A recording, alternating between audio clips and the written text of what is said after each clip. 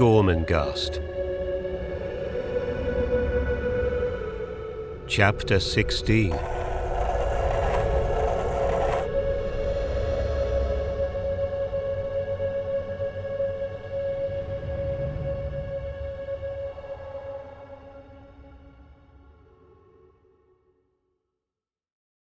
Far below Titus, like a gathering of people, stood a dozen spinneys. Between them the rough land glittered here and there where threads of water reflected the sky. Out of this confusion of glinting water, brambles and squat thorn bushes, the clumps of trees arose with a peculiar authority. To Titus they seemed curiously alive, these copses, for each copse appeared singularly unlike any other one, though they were about equal in size and were exclusively a blend of ash and sycamore. But it was plain to see that whereas the nearest of these groups to Titus was in an irritable state, not one of the trees having anything to do with his neighbour, their heads turned away from one another, their shoulders shrugged, yet not 100 feet away another spinney was in a condition of suspended excitement, as with the heads of its trees bowed together above some green and susurrus secret. Only one of the trees had raised its head a little. It was tilted to one side as though loath to miss any of the fluttering conversation at its shoulder. Titus shifted his gaze and noticed a copse where, drawn back and turned away a little on their hips, 12 trees looked sideways at one who stood aloof. Its back was to them. There could be no doubt that with its gaze directed from them, it despised the group behind it. There were the trees that huddled together as though they were cold or in fear. There were trees that gesticulated. There were those that seemed to support one of their number who appeared wounded.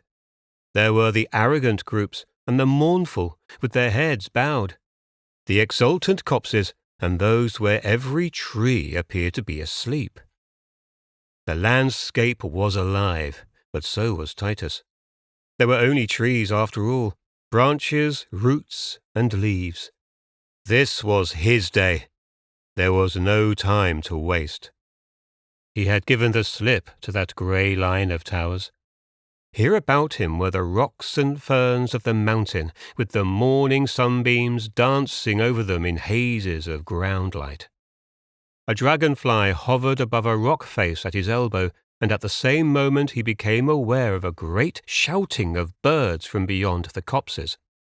To the north of the copses lay the shining flats, but it was from further to the west and closer to the foot of the mountain where he stood that the voices of the birds floated so thinly and clearly. It was there that the wide forests lay basking. Fold after green fold, clump after clump of foliage undulating to the notched skyline. His yearnings became focused. His truancy no longer nagged him. His curiosity burned.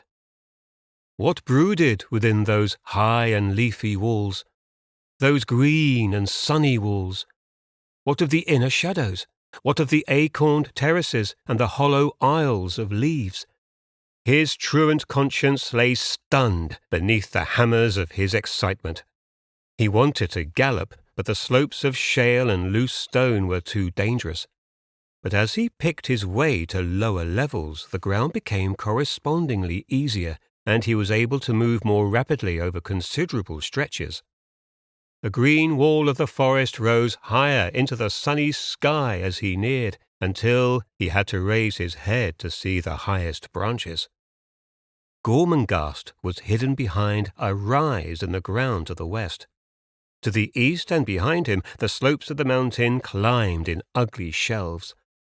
He drew in the reins and slid from the horse's back. The ground about him was of silky and rather ashen grass, which shone with a peculiar white light.